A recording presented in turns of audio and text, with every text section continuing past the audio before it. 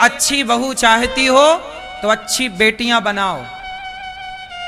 सबने अच्छी बेटियां बनानी बंद कर दी तो बाजार में अच्छी बहुएं मिलनी बंद हो गई। अनिरुद्ध आचार्य जी ने क्या कहा मुस्कान और साहिल के कुकर्मों के बारे में, आइए जानते हैं गुरु जी से। जिस देश में सीता माता ने इतना त्याग तपस्या सहा, उस देश की नारियों को क्या हो गया है? बेटियां ही बहू बनेंगी, टपकेंगी नहीं बहुएं आकाश से। हाँ या ना? इसलिए पतिव्रता बनो। हमारे यहां राजा राम मोहन राय ने सती प्रथा बंद की और कुछ लोगों ने बाद में विधवा विवाह कराने स्टार्ट किए। ये भी एक परंपरा है पर शास्त्रीय परंपरा नहीं है। देखो, धर्म की दृष्टि से देखा जाए तो दूसरा विवाह गलत है, पर व्यवहार में अब 25 साल की लड़की विधवा हो गई, 20 साल की लड़की विधवा हो गई, माना कि अब उसका तो पूरा जीवन पड़ा है। तो समाज के लोगों ने सोचा कि अब ये कहां जाएगी, कैसे रहेगी, अकेले कौन इसका साथ देगा, कहीं कल को कोई इसे नोचने ना आ जाए, कोई परेशान करने ना जाए, तो वो सेफ रहे। इसलिए उसे एक अच्छे लड़के के साथ दूसरा विवाह। तो ये एक व्यवस्था है समाज की, जो कि व्यवस्थाएं बिगड़ रही थी तो बना दी। इसे भी आप गलत ना समझो, लेकिन ये विचार करके कि फिर उस दूसरे के साथ निभाए। अब दूसरा भी यदि मर जाए तो फिर तीसरे की तरफ ना देखे, फिर तो ये धंधा हो गया। कई लोग तो 4-4 तक चली जाती है, एक नहीं, दूसरा नहीं, तीसरा नहीं, चौथा नहीं। ले चलो, पुनर्विवाह हमारे यहां एक ठीक है। अब धर्म तो आज्ञा नहीं देता, पर ठीक है, समाज आज्ञा दे रहा है तो कोई बात नहीं, समाज की बात मान लेते हैं। बात समझ में आई? धर्म आज्ञा नहीं दे रहा है दूसरे ब्याह की, पर कौन आज्ञा दे रहा है? समाज। तो चलो समाज की बात मान ली जाए, ठीक है।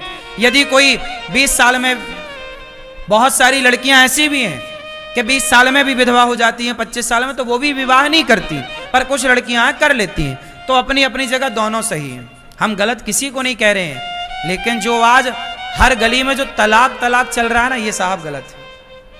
भाई कभी इक्का दुक्का सुनने को मिल जाए, तुम्हारी गिलास में कभी एक आध मक्खी गिर जाए तो ठीक है भाई, कभी हो गया। अब रोज तुम्हारी गिलास में मक्खी पड़ी है तब तो सवाल खड़ा होता है ना, रोज काहे पड़ रही है? समझ में आ रही है बात? कभी कभी का तो सब माफ है, पर रोज का माफ नहीं है साहब। अब हर आए दिन तलाक तलाक तलाक चल रहा है। ऐसे चल रहा जैसे ये खेल खेल रहे हैं तलाक तलाक का। चलो खेल खेलते, तलाक तलाक खेलते हैं। आजकल ये चल रहा है, तलाक तलाक खेलते, चलो मजाक टाइप का हो गया। हाँ या ना? तो ये सही है कि गलत है? बोलो, धीरे बोलो कि जोर से? चलो, तो भगवान करें आपकी बेटी बहुत संस्कारी हो। हम बात कर रहे थे सीता मैया की कि कौन जानता था कि उन्हें जंगल की लकड़ियां काटनी पड़ेंगी, पर समय आया। आप भी बेटियों को तैयार करो हर हाल के लिए। उन्हें रिश्तों में रहना सिखाओ कि कैसे सास के साथ रहा जाता है। थोड़ा कठिनाइयों से गुजारो। जिसके जीवन में सरलता है, कठिनाई नहीं है, वो कच्चे हैं, कमजोर हैं। जिस व्यक्ति ने जितना स्ट्रगल किया होगा, जिस व्यक्ति ने जितनी चुनौतियों का सामना किया होगा, वो व्यक्ति उतना मजबूत होगा। और जिसने कोई चुनौतियां नहीं सामना की, वो कमजोर होगा। बोलो हाँ। इसलिए आप अपनी बेटियों को अपने घर में हर चुनौतियों से गुजारो, ताकि वो आगे वाले आने वाले हर चुनौतियों के लिए वो तैयार। यही तो शिक्षा है। आजकल शिक्षा का मतलब केवल कागज की डिग्री है। बड़े बड़े पढ़े लिखे लोग आत्महत्या कर लेते हैं। आईपीएस आईएएस लोग आत्महत्या करते हैं कि नहीं? बोलो हाँ। ये तो पढ़े हैं ना। जज ने आत्महत्या कर ली, एडवोकेट ने आत्महत्या कर ली, इंजीनियर ने आत्महत्या कर ली, और आईएएस आईपीएस ने आत्महत्या कर ली। काहे कर ली भैया? तुम तो पढ़े थे, सारी पढ़ाई पढ़े थे, कानून जानते थे, काहे आत्महत्या कर ली? क्योंकि तुमने डिग्रियां तो प्राप्त की साहब, तुमने रिश्ता चलाना नहीं सीखा और तुमने हर हालात में प्रसन्न रहना नहीं सीखा। तुम हालात से लड़ना जाने नहीं। समय बिगड़ा, हालात बिगड़े, तुम्हें लगा यार मर जाना चाहिए। लोग आत्महत्या क्यों कर रहे हैं? आत्महत्या की दर भी हमारे देश में बढ़ रही है। क्यों? क्योंकि लोग फेस नहीं कर पा रहे हैं चुनौतियों को, भाग रहे हैं। कौन लड़े, कौन चुनौतियों को सहे, मर जाओ अच्छा है।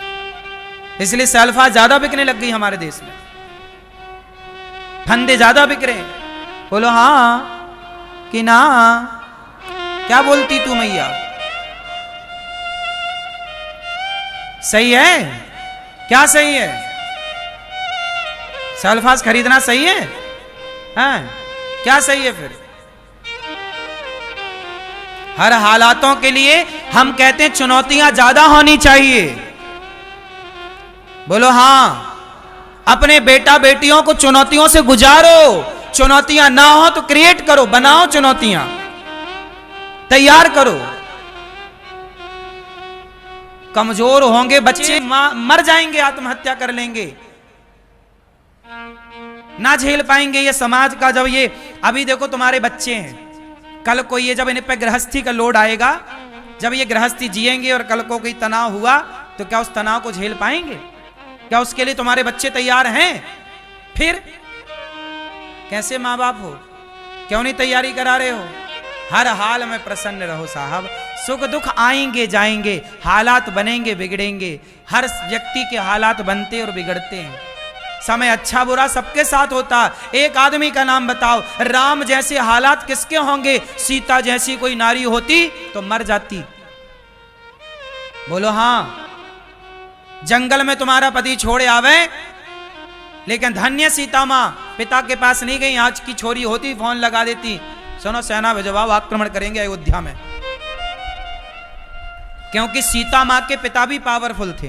जनक जी हैं, जनक जी बहुत अच्छे हैं, उनकी सेना बहुत पराक्रमी है। चाहती सीता मैया तो पिता से मिलकर आक्रमण करा देती। क्यों भगाए हमें घर से? क्यों? क्या क्या आज की तो कोर्ट केस कर दे। लेकिन सीता मां सब्र की प्रतिमूर्ति हैं। एक नारी का धर्म जानती हैं वो, पतिव्रता है। और राम भी पत्नीव्रता है। ऐसा नहीं कि सीता गई तो राम ने दूसरा ब्याह कर लिया। कर लिया क्या? बोलो। कल मेरे पास प्रश्नोत्तरी में एक बहन आई, आज यहां है कि नहीं, मैं कल की घटना बोल रहा हूं। मेरे पास तो आए दिन रोज केस आते हैं। कल मेरे पास एक बहन आई, वो हिमाचल तरफ की थी कोई बहन। वो बताई कि मैं गाड़ी से गिर गई, मेरा दुपट्टा फंस गया था पीछे के पहिए पे, बेटा गाड़ी चला रहा था, मैं गिर गई और मैं गिरी तो मैं बेहोश हो गई, कोमा में चली गई। कोमा में चली गई 2 महीने के लिए। तो मेरे पति ने मुझे कोमा में छोड़ा, मैं कोमा में पड़ी और मेरे पति ने छोड़ा और दूसरा ब्याह कर लिया। और 2 महीने बाद वो कोमा से ठीक हो गई। कल यहां आई थी मेरे पास, बता रही थी उस समय उनकी उम्र थी 25 साल। 25 साल की पत्नी को छोड़ा, 2 बच्चे थे। पति को क्या चाहिए था? उसके पति को, आदमी तुमसे प्यार नहीं कर रहा, तुम्हारे शरीर से प्यार कर रहा है। उसे लगा अब तो कुछ मिलना नहीं है, तो कोमा में, अब उसकी शरीर की गर्मी जाए कहां? वो तो हवस मिटाना चाह रहा था। आजकल के लोग शादी करते क्यों हैं? सबके लिए नहीं बोल रहा हूं, पर ये सच्चाई है। आजकल विवाह का मतलब केवल हवस मिटाना है और कुछ नहीं। जानते नहीं लोग विवाह क्यों करते हैं। अरे विवाह मतलब संस्कार, विवाह मतलब संस्कार। रिश्ते बनाए हो तो हर हाल में पत्नी का साथ दो, निभाओ। राम जी की पत्नी वनवास गई, समाज को सीखना चाहिए, पर राम जी ने दूसरा ब्याह, राम जी ने यज्ञ किया। गुरु जी ने कहा कि आपको दूसरा विवाह करना पड़ेगा, क्योंकि जो यज्ञ आप करने जा रहे हैं वो पत्नी के बिना नहीं हो सकता। कोई भी पुरुष यज्ञ पत्नी के बिना नहीं कर सकता। पत्नी के बिना यज्ञ पूरा नहीं होता, पता है आपको? तो राम को ये यज्ञ करने की इजाजत नहीं दी वशिष्ठ जी ने। तब कहा कि दूसरा विवाह करो। राम जी बोले नहीं, मैं दूसरा विवाह नहीं कर सकता। फिर सोने की सीता बनाई गई। किसकी सीता बनाई गई? सोने की सीता बनाई गई। और राम का सोने की सीता जब बनाई गई, सोने की सीता के साथ फिर यज्ञ पूरा हुआ। मतलब राम जी ने अपनी पत्नी के सिवा पराई नारी को नहीं देखा। उनके पास भी ऑप्शन था विवाह का। आज के मर्द को सीखना चाहिए कि पत्नी का साथ कैसे दिया जाता है, राम जैसे दिया जाता है। ये नहीं कि पत्नी नहीं है, वनवास में है तो दूसरा ब्याह कर लो। आजकल तो 50-50 के 60-60 साल के बुढ़े कर रहे हैं दूसरा ब्याह। 70-70 साल के चला नहीं जा रहा है, ब्याह करेंगे पर बुढ़ाऊ।